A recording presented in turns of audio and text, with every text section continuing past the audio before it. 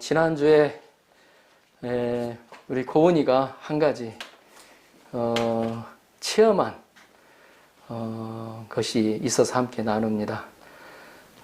우리 고은이, 여기 피아노 치는 고은이인데, 이번 달부터 그 간호사로서 일을 하는데, 비자 문제가 있어서 이제까지는 가족 체제로 있었기 때문에 그 기립가에 그 하는 게 좀 시간이 걸려가지고 지금은 정규직이 아니고 계약직으로 되어 있어요. 그래서 보니까 처음부터 이렇게 정규직처럼 많이 일하고 싶은데 이 법률상에 28시간을 넘지 못하게 되어 있기 때문에 3시까지만 일을 하게 되어 있습니다. 이제 그만큼 일을 하니까 월급이 적잖아요. 근데 월급이 분명히 적어요. 적어가지고 하나님께 기도를 한 것 같습니다. 그래서 엄마한테 10만 엔 정도가 부족한데 어떻게 좀 해줄 수 있냐고 이렇게 했던 것 같습니다.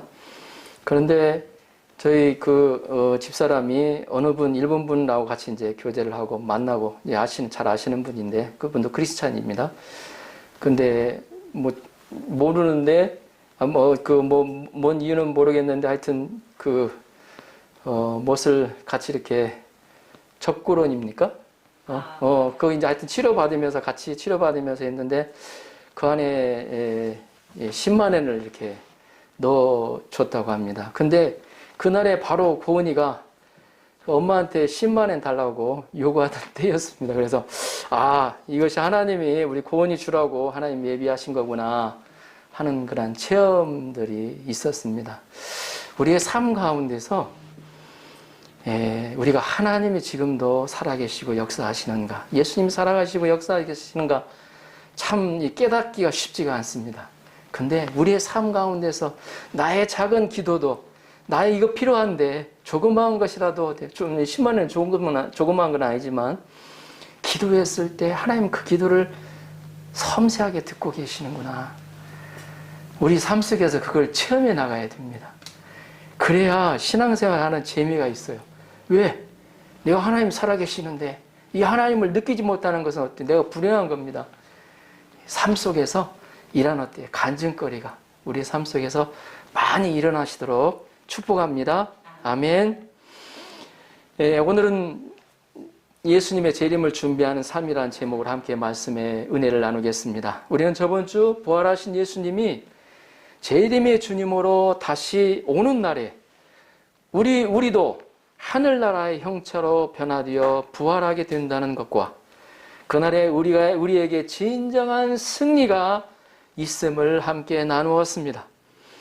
오늘은 예수님의 재림이 오시는 그 재림의 전조 영상이 어떤 것인가, 그리고 예수님의 재림을 준비하는 우리는 어떤 삶을 살아야 하는가, 예수님께서 직접 가르쳐 주신 말씀입니다. 그래서 참 귀하죠. 누구든지 재림 종말론적 신앙을 얘기를 하면 바로 이 말씀, 마태복음 24장을 예로 들고 있습니다.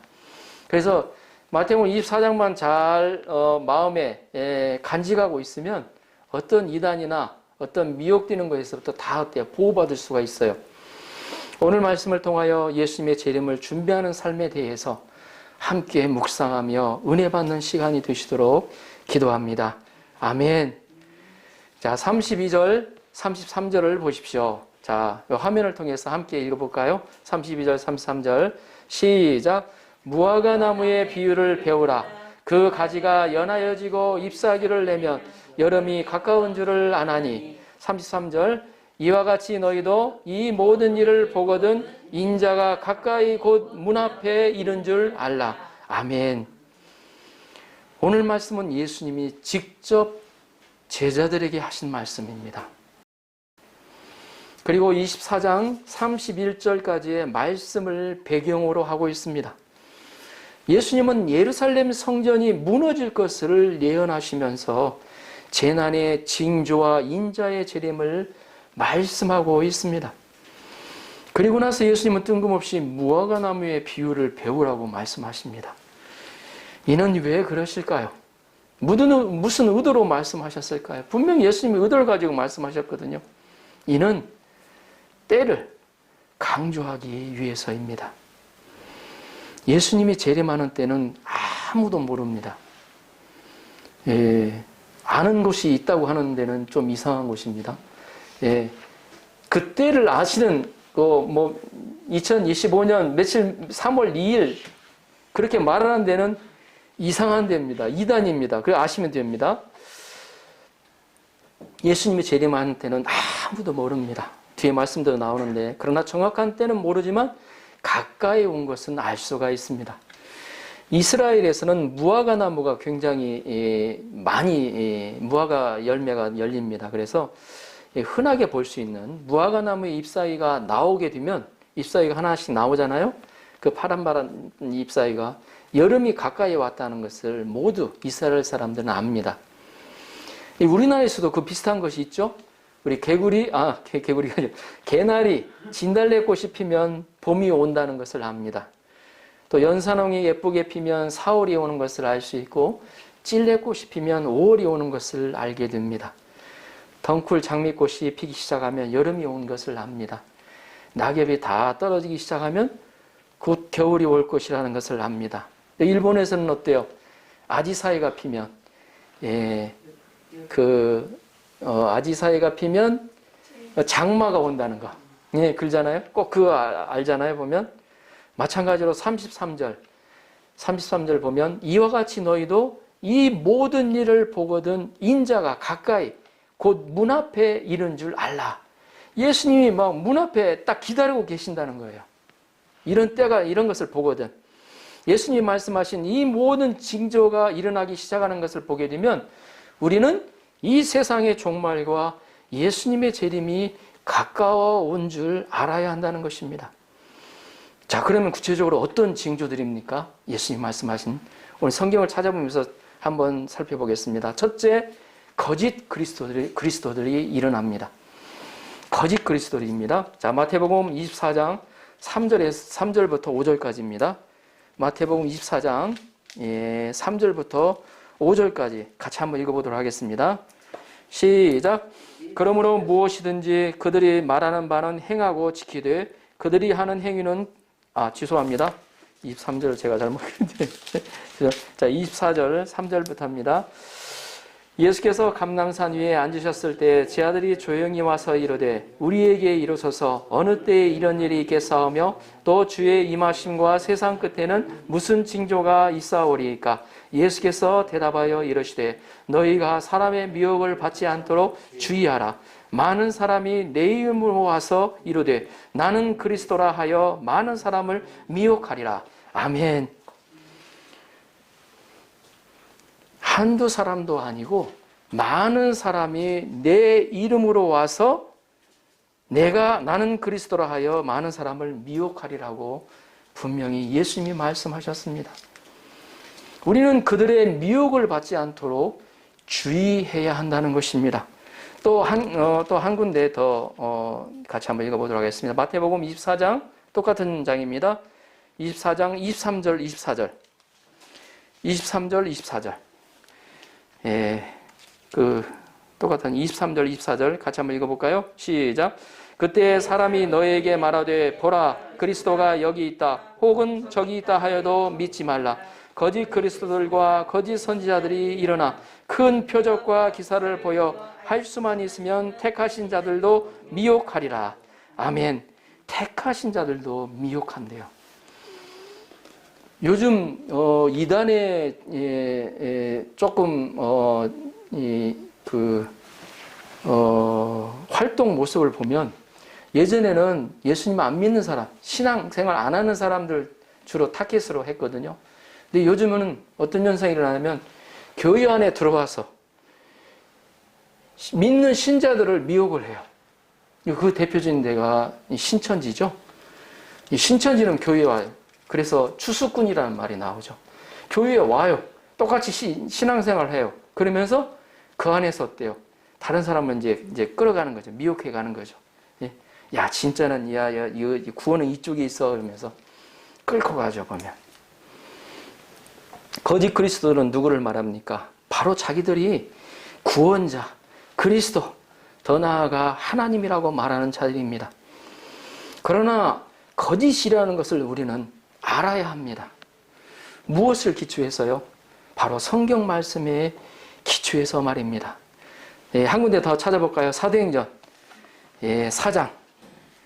사도행전입니다.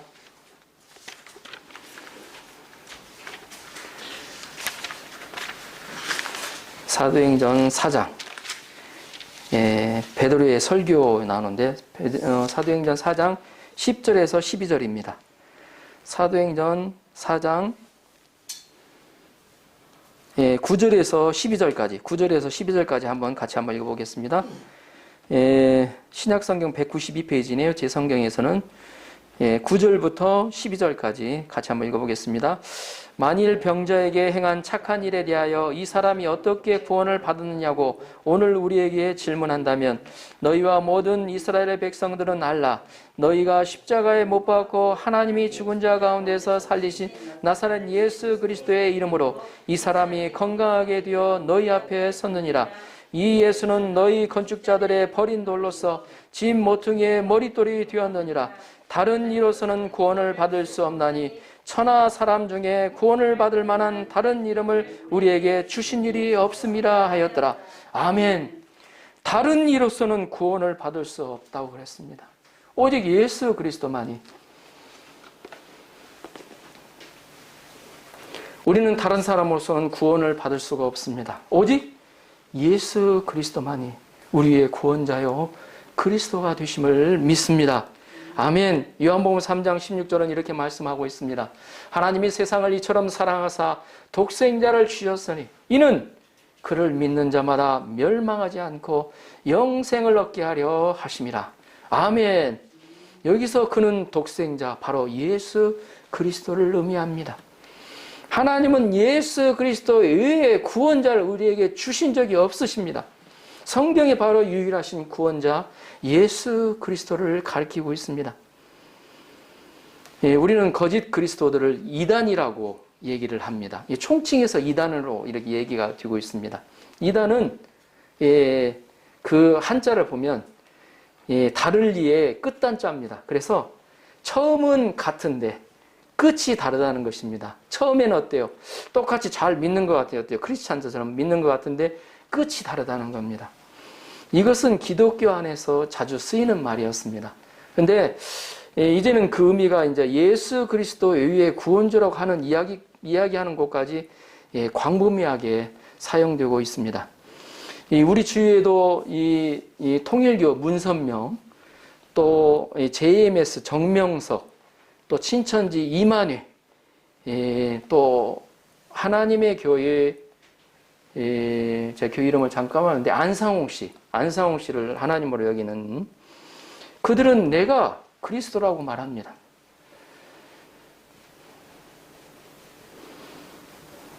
이 통일교회에서는 어때요? 통일교회 같은 경우에는 성경을 봐요. 성경을 같이 대학가에서 원리연구를 하신 분들이 계실 텐데, 이만희의 신천지도 그러잖아요. 성경 공부하자고. 그러니까 요즘에는 성경 공부하자고 하면 저도 주저할 때가 있어요. 왜 그러냐면 또 신천지로 하잖아요. 성경 공부하자고 하면 이 신천지. 또 일본에서는 성경 공부하자고 역 앞에서 서 있는 분들이 어디죠? 누구죠? 여호와 증인이에요. 그리고 성경 공부하자고 하면 이상하게 오히려 더 쳐다보는 것 같은, 응? 오히려 이상하게 어떻게 이단들이 오히려 성경을 가지고 내세우면서, 근데 처음에는 성경을 가지고 내세우면서 나중에는 어때요? 그리스도는 이만이다, 재림주다. 정명석도 마찬가지고 문선명도 똑같습니다. 문선명 죽었잖아요. 그 이제 지금 그 옥상 그 부인을 또 그 재림주로 또 추앙하고 있잖아요. 보면 우리나라에만 40여 명의 거짓 그리스도가 있어 왔다고 합니다. 이들은 표적과 기사들로 여러 사람을 미혹합니다. 심지어 택하신 자들까지도, 믿는 자들까지도 미혹한다고 예수님이 말씀하시고 계세요. 이런 거짓 그리스도의 인류대에 다니는 학생이나 최고의 지성을 자랑하는 교수들도 미혹이 됩니다. 그래서 통일교회에 있는 멤버들을 보면 그 화려해요. 보면 교수들도 있고요. 이 동경대나 보면 서울대생들도 있다는 거예요. 에이, 그 사람들 다 멍청이들만 있나? 아니죠, 보면. 응? 미혹된다는 거죠. 거짓 그리스도는 우리를 미혹해 하는 미혹의 영이 있습니다. 영이 미혹을 하긴 하니까. 응? 뿐만 아니라 우리에게는 하나님 나라로 인도하겠다 하는 것들도 다 거짓 그리스도들입니다. 요즘에는 어때요? 이 사상들도 있어요. 돈이나 이 물질 만능주의죠. 돈이면 다 된다는 거예요. 이게 하나님의 자리에 올라가 있어요. 쾌락, 권력, 요즘에는 특히나 인본주의 사상, 인권이라고 그러죠. 우리가 경계하는 것이 바로 그겁니다. 인본주의가 위로 올라가잖아요. 기독교는 신본주의입니다. 신본주의. 하나님 중심으로 바라보는 거예요. 근데 인본주의는 사람 중심으로 바라보는 겁니다. 응? 이 인본주의와 신본주의는 함께 할 수가 없어요. 인본주의를 높이 하면 신본주의가 떨어지게 되어 있습니다. 신본주의를 높이 하면 인본주의가 어때요? 밑으로 가게 되어 있어요, 보면. 요즘에 이렇게 잘 살고 그러다 보니까 여성의 지위가 향상이 되고 여건이 향상이 되죠. 뿐만 아니라 사람의 인권이 굉장히 존중이 됩니다. 아무한테나 어때요? 함부로 어때요? 욕을 하거나 그러면 어때요? 예? 고소를 당할 수가 있습니다. 예, 기분 나쁘게 했다는 거예요. 예.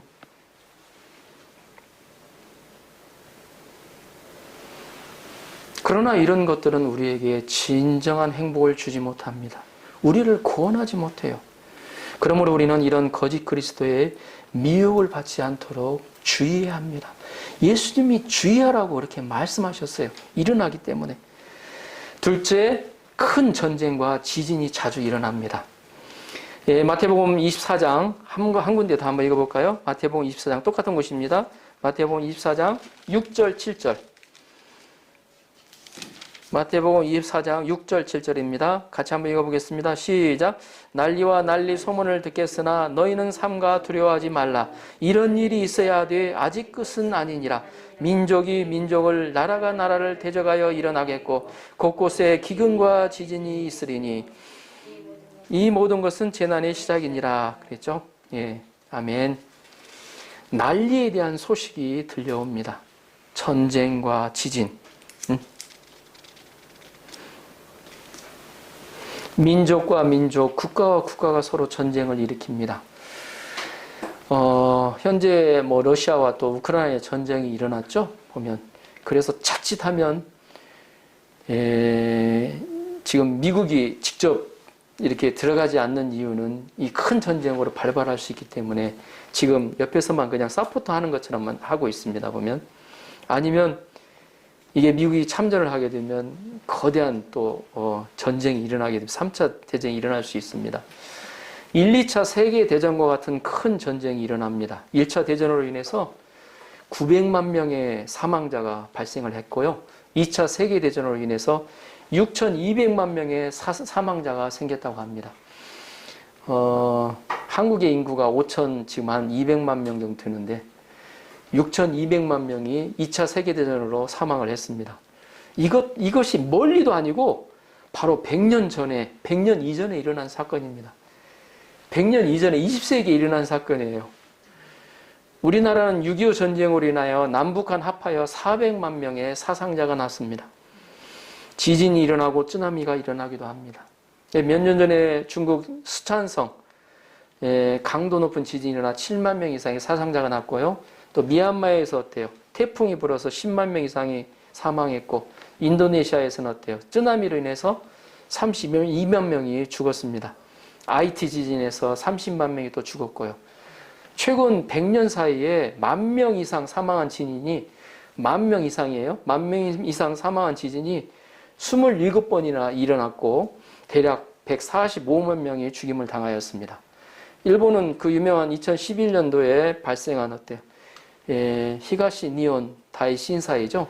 동일본, 일본 재해라고 해서 지진과 쓰나미로 인한 사망자가 거의 사망자가 11,800명이고 실종자가 15,540명으로 집계가 되어 밝혀졌습니다. 원자로가 파괴되어 멜트다운이 일어나서 우라늄의 피해를 보고 있습니다. 지금까지도. 이뿐만이 아닙니다. 세계는 어때? 기상이변으로 가뭄, 홍수, 냉해, 폭서에 시달립니다. 온난화로 인하여 빙하가 녹아 들어가고 해양 도시들이 물에 잠길 가능성이 있다고 전문가들은 이야기하고 있습니다. 그 이외에 성도들의 핍박이 있고 복음이 모든 민족에게 전파되면 종말이 가까이 온 것을 우리는 알아야 합니다. 예수님의 재림이 가까이 온 것을 우리는 알아야 합니다. 34절에서 35절을 보십시오. 내가 진실로 너에게 말하노니 이 세대가 지나가기 전에 이 일이 다 일어나리라. 천지는 없어질지언정 내 말은 없어지지 아니하리라. 아멘. 우리는 예수님이 오시는 때를 환상이나 계시를 통해서 알고자 합니다. 어떤 분은 고다리가 있어요. 그런 때 꼭 이때는 알아야 되겠다. 그러나 그것을 정확하게 예수님도 말씀하시기 때문에 말하는 것은 거짓이에요. 보면 잘못된 거예요. 보면 예수님의 재림은 성경 말씀을 통해서 알 수 있습니다. 예수님의 말씀은 확실하다는 것입니다. 예수님이 이 시대에 그 시대에 예언한 말씀은 그 시대가 지나가기 전에 다 이루어졌습니다. 예수님은 예루살렘 성전이 어때요? 돌 하나도 돌 위에 남지 않고 다 무너뜨려진다고 말씀하셨습니다. 이 말씀은 예수님이 말씀하시고 30년쯤 지나서 AD 70년에 로마 디도 장군의 침략으로 인하여 성취되었습니다. 천지는 없어지겠으나 하나님의 말씀은 절대로 없어지지 않습니다. 우리가 사는 하늘과 땅, 천지는 없어질 것입니다. 땅에 쌓은 모든 인간의 어때요? 빌딩, 인간의 문화는 다 사라집니다. 그러나 그럴지라도 성경 말씀은 절대로 없어지지 않습니다. 성경 말씀은 다 그대로 성취된 것에 권위가 있습니다. 그래서 우리가 어때요? 누구를 믿어야 되겠습니까? 우리에게 주신 어때요? 성경 말씀을 믿어야 된다는 거죠. 예수님은 어때요? 성경 말씀의 예언대로 예수님이 태어나고 죽으셨습니다. 말씀대로 예수님이 어때요? 부활 승천하셨어요. 마찬가지로 성경 말씀에 기록된 대로 예수님의 재림은 확실히 일어난다는 것입니다. 성취된다는 것입니다. 재림의 때도 성경 말씀에 기초하여 확실히 알 수가 있습니다. 성경 말씀에 기초하지 않고 예언과 환상을 통하여 예수님의 재림을 이야기하는 것을 경계해야 합니다. 그런 것은 좀 이상하다고 보셔야 됩니다. 그러나 성경에서 예언한 재림의 때는 언제입니까? 36절을 보십시오. 36절 같이 한번 읽어볼까요? 36절 시작. 그러나 그날과 그때는 아무도 모르나니 하늘의 천사들도 아들도 모르고 오직 아버지만 아시느니라. 아멘. 그날과 그때 아무도 모른다고 예수님이 말씀하셨어요. 심지어 예수님조차도 모른다고 말씀하셨어요. 아버지 하나님만 아신다고. 예수님은 재림의 때를 확실히 말씀하셨습니다. 그날과 그때는 아무도 모른다. 아무도 모른다는 겁니다. 안다고 나오는 데가 이상합니다. 이단입니다. 보면 하늘의 천사도 모르고 심지어 육신을 입은 예수님조차도 모르십니다. 다만 하나님만이 아신다는 것입니다. 그러므로 이때를 아는 것처럼 말하는 자는 모두가 다 이단이라고 생각하시면 됩니다. 이상한 데라고 생각하시면 됩니다. 예수님이 재림하시는 때는 신비에 붙이셨어요. 사람들이 예수님이 재림하는 때를 안다면 어떻게 될까요? 예수님이 언제 오신다 그러면 어떻게 될까요? 안다면 어떻게 하시겠습니까? 물론 더 열심히 믿는 사람들도 있을 거예요. 그러나 간혹 그 중에도 재림하기 전까지는 딱 아니까 그 며칠 전까지 아니면 한 달 전까지 이 세상에서 누릴 수 있는 것 즐기다가 며칠 전에 회개를 하려고 할 것입니다. 그때 가까워서만 열심히 또 신앙생활 하는 것처럼 할 겁니다. 예수님은 평상시에 항상 깨어서 신앙생활을 하도록 아무에게도 그때를 알려주지 않으셨다는 것입니다. 예수님도 모른다고 하셨으므로 우리는 예수님이 재림하시는 때를 구체적으로 너무 알려고 하지 말아야 한다는 것입니다. 시험 준비하는 것과 비슷합니다. 평상시에 공부하지 않는 사람이 시험 보는 때에 관심이 많습니다. 벼락치기를 하려고 하든지. 그러나 평상시에 공부하는 사람은 대략 어느 때라는 것을 알고 항상 시험 볼 준비를 어때요? 차근차근 해나갑니다. 그게 진정으로 잘하는 사람이에요, 보면. 준비한 사람에게는 어느 때 시험을 보아도 좋습니다. 그와 같이 우리는 언제 예수님이 재림에도 좋다는 자세로 살아가야 한다는 것입니다. 오늘 이 시간, 내일 오시더라도 예수님 오시옵소서. 예? 마라나타. 예? 아멘 주 예수여 오시옵소서. 그러한 마음으로 살아가는, 그러한 마음으로 살아갈 때 우리가 어떻게 되겠습니까? 옆에 있는 사람은 예수님이 어때요? 정말 사랑하는 마음, 내게는 정말 사랑할 수, 저 사람 보면 기분 나빠지고, 예? 저 사람 보면 왠지 막 기분 나빠지고 막 뭐 그런 분들이 있어요, 보면. 예? 근데 그런 분들을 위해서 예수님의 사랑으로 품고, 주님, 저를 왜 저 사람을 축복해 주십시오. 예?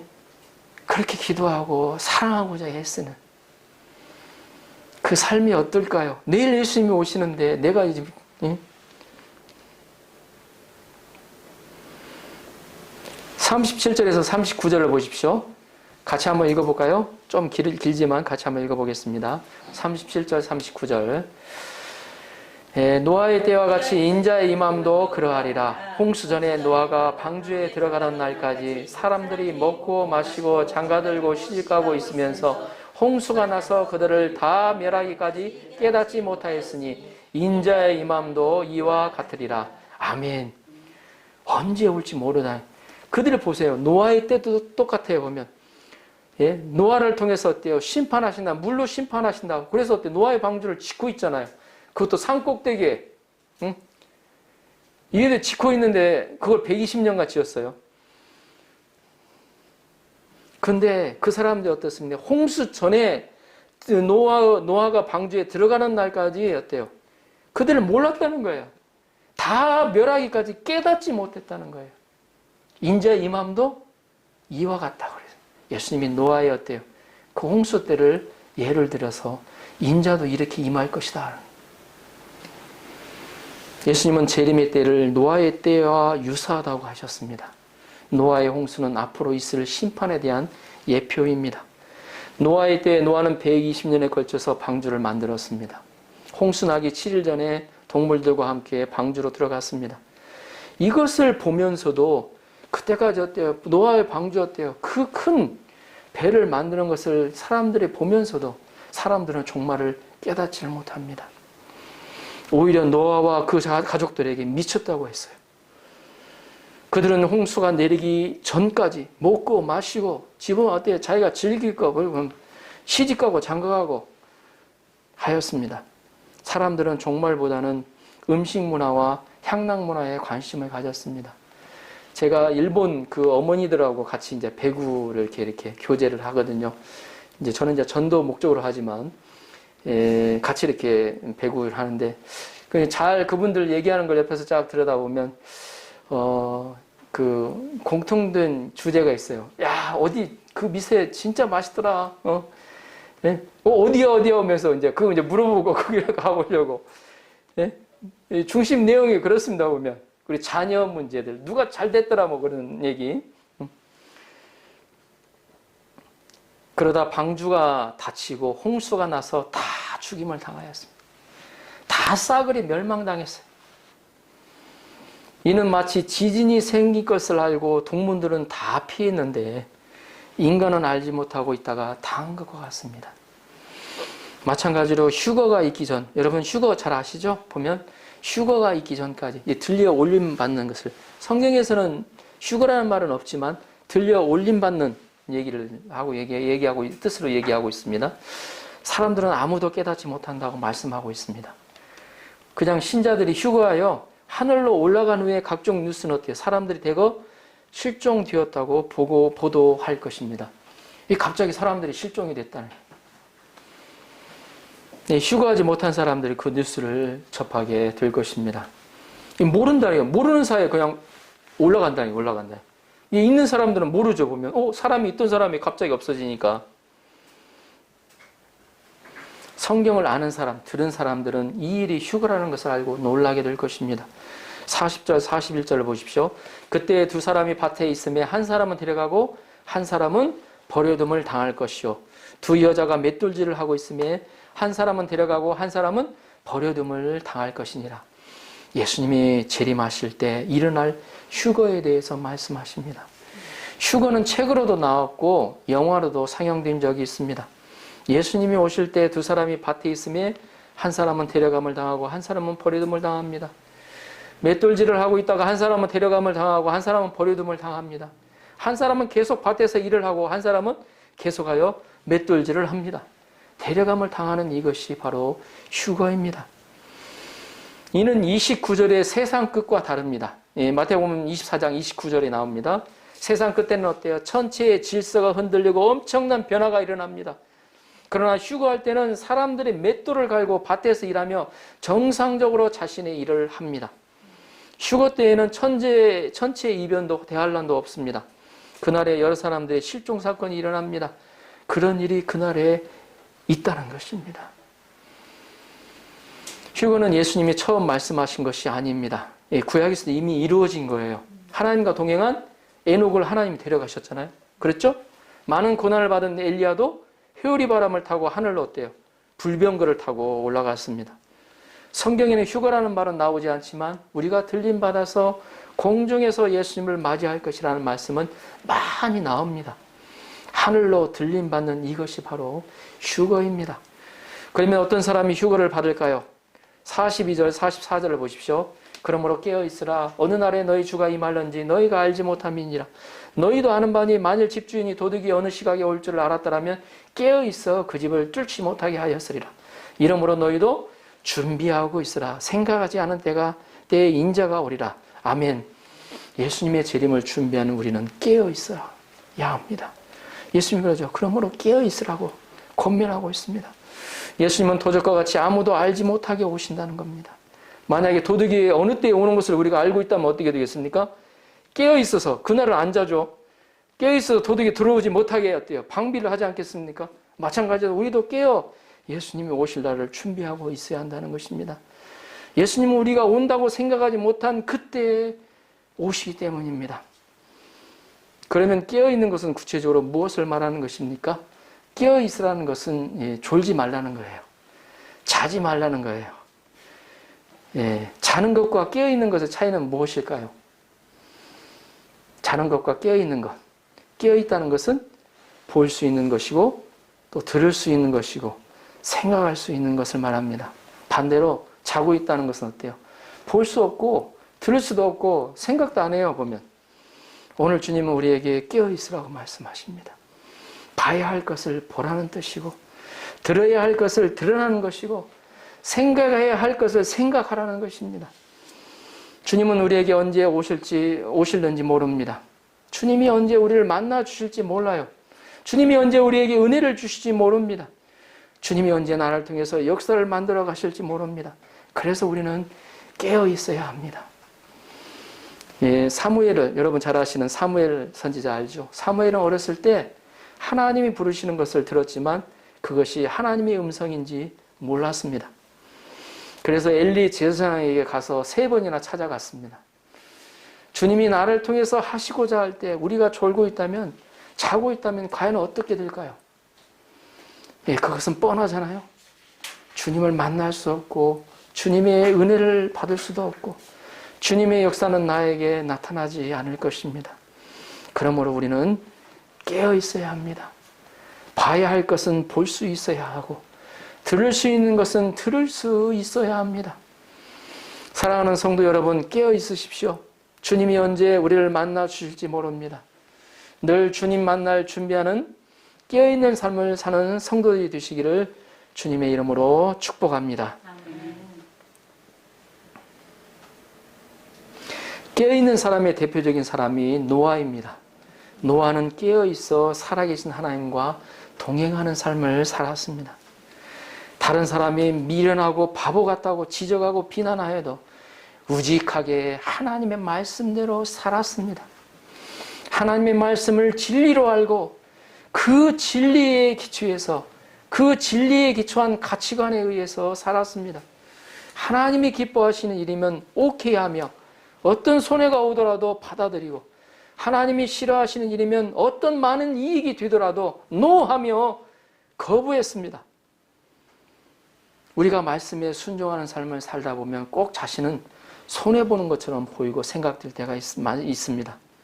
그러나 우리 주님은 결코 우리를 손해보게 하지 않으십니다. 반드시 보상해 주십니다. 예수님도 깨어 기도하라는 말씀을 많이 하셨습니다. 우리는 깨어서 기도해야 합니다. 규칙적인 기도로 성령의 충만함을 덧입어야 합니다. 이런 자들에게 예수님이 도둑처럼 오지 않고 반가운 손님처럼 오실 겁니다. 예수님이 어떻게 오셨을 때 아멘 주 예수여 오시옵소서 아멘 하고 예수님 앞으로 다가갈 수 있는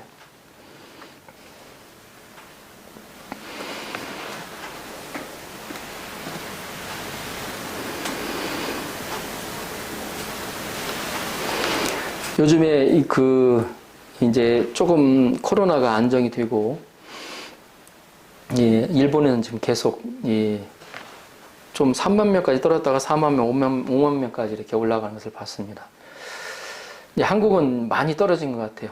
오늘 보니까 6만 명 정도까지 떨어진 걸로 보이는데, 근데 중요한 것은 뭐냐면 믿는 자들이 현장 예배 회복을 하는 것이 쉽지가 않아요. 사람은 습관이 있잖아요, 보면. 집에서 온라인 예배로 드렸던 어떤 그런 분들이 그것에 습관이 되게 되면 나와서 예배 드리는 것이 쉽지가 않다는 거예요. 우리가 이럴 때 깨어 있어야 된다. 깨어 있는 것이 과연 무엇인가? 나와야죠, 보면. 현장 예배로 나와야죠. 우리 현장 예배를 들으시는 분들은 굉장히 훌륭하신 분들입니다. 깨어있는 분들이세요, 보면. 감사합니다. 결론적으로 예수님은 계시록에서 말씀하셨습니다. 내가 속히 오리라. 영화가 개봉 박도할 때 쓰는 말이죠. 속히 올 것입니다. 우리는 보고 싶은 영화가 개봉일 다가오면 어떻게 합니까? 두려워합니까?